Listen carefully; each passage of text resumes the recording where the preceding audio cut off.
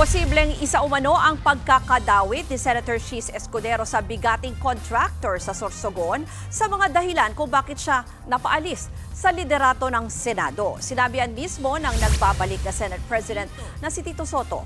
Ayon po kay Soto, sila Senators Risa Ontiveros, Loren Legarda, Ping Lacson at Juan Miguel Zubiri raw ang pasimuno na kausapin ang mga senador at palitan ang Senate President. Nasa 2 linggo na raw nilang pinag-uusapan yan.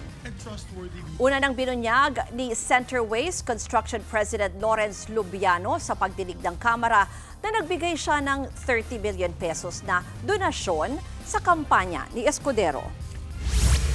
Lately kasi maraming batikos ang inaabot ng Senado. Merong mga aligasyon laban doon sa aming mga leader.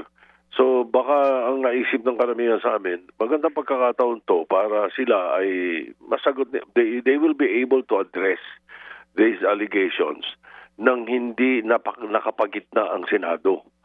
Hindi ba? Dahil ang Senado ang nababaril eh.